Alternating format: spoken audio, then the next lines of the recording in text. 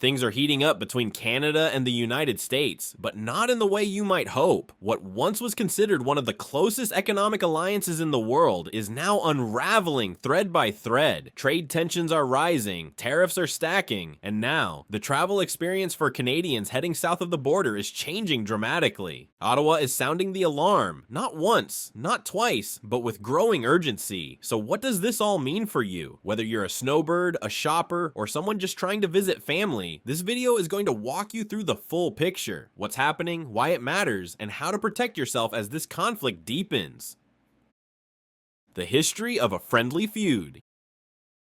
Canada and the United States have always shared more than just the world's longest undefended border. They've shared values, economies, and families that span both sides. From cross-border shopping trips to collaborative military operations, the relationship has been one of the closest between any two nations on the planet. But under the surface of handshakes and hockey games, there's been a simmering tension, a kind of diplomatic sibling rivalry. While allies in public, they've sparred privately for decades over softwood lumber, dairy quotas, steel dumping, and even ketchup. These disputes never quite reached the boiling point. Instead, they played out like carefully choreographed squabbles. Canada defending its industries, the US defending its markets, both sides nodding politely while filing trade complaints with the World Trade Organization. And yet, despite the friction, civility always prevailed. Until now. The current economic standoff isn't just another minor chapter, it's shaping up to be a full-blown saga. If trade relations were a TV series, we wouldn't be at the pilot episode. This feels more like season 4 of an increasingly dramatic series, one where the main characters are done playing nice. What makes 2025 different is the scope. Previous disputes mostly affected industries. Now, this conflict is spilling over into the lives of everyday Canadians, from small business owners to retirees hoping to spend a quiet winter in Arizona.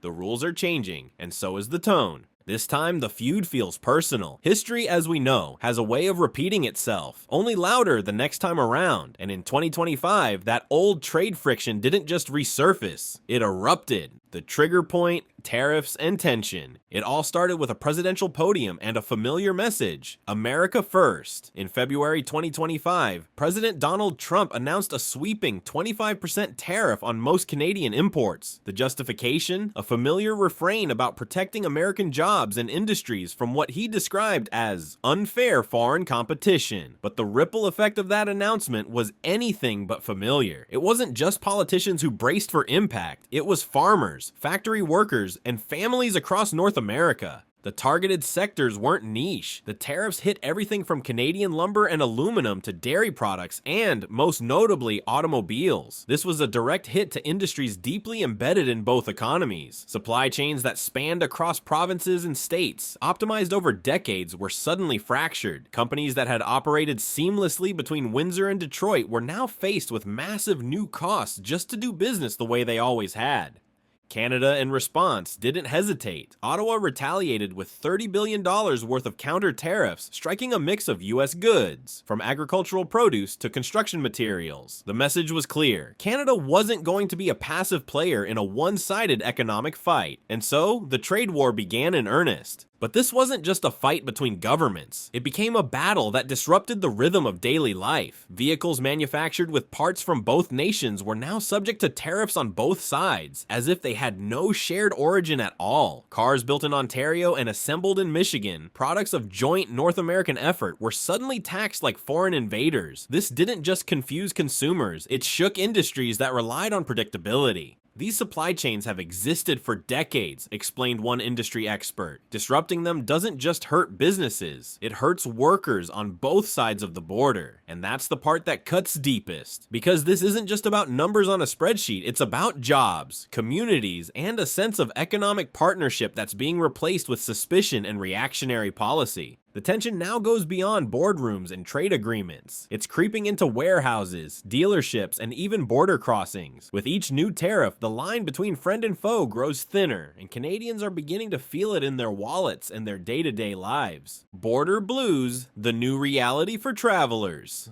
Trade tensions aren't just hurting wallets, they're reshaping the way Canadians move across the border. In a climate thick with suspicion and political maneuvering, travelers are beginning to feel the pressure firsthand. What was once a routine road trip or seasonal migration now comes with a side of anxiety, paperwork, and second guesses. Canadians crossing into the US are being met with more questions, more scrutiny, and, perhaps most concerning, new rules that most haven't even heard of. Starting April 11th, a significant change quietly took effect. Any Canadian aged 14 or older who enters the United States by land and plans to stay 30 days or more must now register with U.S. Citizenship and Immigration Services. The process may sound minor, but failing to comply isn't just a bureaucratic oops. It's considered a violation. Non-compliance could lead to future travel restrictions, denial of entry, or even legal trouble depending on how stringently the rule is enforced. So what exactly does this registration involve? Thankfully, it stops short of full biometric data. Canadians aren't required to submit fingerprints or undergo invasive screenings, but within 10 days of arrival at their destination, travelers must create an online USCIS account, provide their current US address, and update it if they move. Think of it as checking in with your host, but your host is a federal agency. The real kicker? This rule isn't new. It's a revival of an old World War II era law, one that was once shelved and forgotten. Now, under the guise of national security, it's being dusted off and enforced once again. For some, it feels like a practical safety measure. For others, it feels outdated, unnecessary, and, frankly, a little insulting. And here's where it gets more complex. This rule doesn't apply to air travelers, those entering on skilled worker visas, or individuals who request to be stamped in at the border. However, for the average Canadian who is road tripping to Florida or visiting family for a couple of months, it introduces a new layer of red tape in a relationship that once prided itself on ease of movement and mutual trust. While border rules are tightening for everyone, there's one group feeling the shift more than most: those who've built their lives around crossing it every single year. Snowbirds, shoppers, and sudden rules. Every winter, nearly 1 million Canadians escape the cold by heading south to the sun-soaked states of Florida, Arizona, and California. It's not just about warmth, it's a lifestyle. Lower living costs, golf courses, beaches, and a sense of community have drawn generations of retirees and part-time residents to set up seasonal homes across the border. But this year, that cherished migration is facing a harsh new reality. As the border rules change, so does the tone of the welcome. For many, what was once a seamless transition to sunny living now feels loaded with uncertainty. Stories are surfacing of travelers being questioned more aggressively, RVers being asked for extensive documentation, and a general uptick in suspicion at border crossings. "I've been going to Florida for 15 years, said one snowbird in an interview. "I've never felt unwelcome until now." It's a sentiment echoing through communities that once proudly displayed Canadian flags on their porches. The new rules, like mandatory registration for long stays, may not be physically invasive, but emotionally, they've hit a nerve. For some retirees, these changes are more than just frustrating. They're deal breakers. The idea of checking in with a foreign government, updating addresses, and worrying about being deemed non-compliant feels less like a vacation and more like probation. It's no surprise that some snowbirds are selling their US properties and looking south of a different border, to Mexico, Costa Rica, or even staying put in Canada. This shift isn't just about policy, it's about perception. For a group of travelers who've long considered the US their winter home away from home, these new expectations feel jarring. Whether it's the legal language, the sudden enforcement of old rules, or the wider trade war's shadow, one thing is clear: a once friendly journey is now filled with hesitation.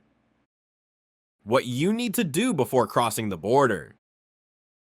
So you've got your route planned, your bags packed, and visions of palm trees dancing in your head. But before you head down Highway 401 toward the border, there are a few critical things you need to know. These aren't just travel tips, they're the difference between a smooth entry and a bureaucratic mess. First, if you're entering the United States by land and planning to stay for 30 days or more, request to be stamped in at the border. This step is optional, but it's a game changer. The stamp acts as proof that you were officially admitted by a US border officer. If you have it, you're generally exempt from the new registration requirement. Think of it as a fast pass through a lot of potential red tape. If your stay is under 30 days, you're in the clear, no registration necessary. The new rule only kicks in for those staying 30 days or longer. That said, it's always smart to carry proof of your return plans, especially if you're near the threshold. Now, here's a crucial detail that's surprising a lot of people. If you're flying into the US, this entire rule doesn't apply to you at all. Air travelers are completely exempt from the registration requirement, regardless of how long they stay. It's a loophole that many travelers are already beginning to take advantage of. But if you're crossing by land and plan to stay over a month, you are required to register with U.S. Citizenship and Immigration Services within 10 days of reaching your destination. This involves creating an online account and providing your U.S. address, which you'll need to update if you move around. And for travelers, the snowbirds who love to hop from state to state, the stamp becomes even more essential. Without it, you'd be required to log every change of address as you travel, turning a relaxing road trip into a logistical nightmare. That one little stamp, it could be your saving grace. In short, be informed, be prepared, and take the small steps now to avoid big headaches later. The hidden cost, trust, and identity. For many Canadians, the new travel rules aren't just an inconvenience. They're a sharp blow to something much deeper, trust. This moment isn't only about policies, paperwork, or passport stamps. It's about what those things symbolize. For decades, crossing the border felt like visiting family. There was an unspoken understanding, a mutual respect that, while not always perfect, had a kind of warmth to it. Now, that warmth is starting to cool. To be treated like a potential threat at a border you've crossed countless times without issue is more than just surprising. It's jarring. It shakes the sense of ease and familiarity that Canadians have come to associate with traveling south. Being questioned more aggressively, having to register movements, or worrying about forgetting to log an address update, it chips away at a relationship built on decades of cooperation. The truth is, it's not just a matter of protocol anymore. It feels personal, and that shift from routine travel to emotional strain is changing how people view not just the journey, but the destination. Some are reconsidering where they spend their winters, others are choosing to shop at home instead of driving across for deals, and a growing number are asking themselves a bigger question. If I'm not welcome like I used to be, do I still belong there? Trust, once broken, takes time to rebuild. And as the political rhetoric heats up and policies become more aggressive, the human cost, measured in feelings of exclusion, alienation, and frustration, continues to climb. This chapter in Canada-US relations isn't just about tariffs and travel advisories. It's about identity, belonging, and how easily bridges can begin to crumble when respect is put on pause. Where do we go from here?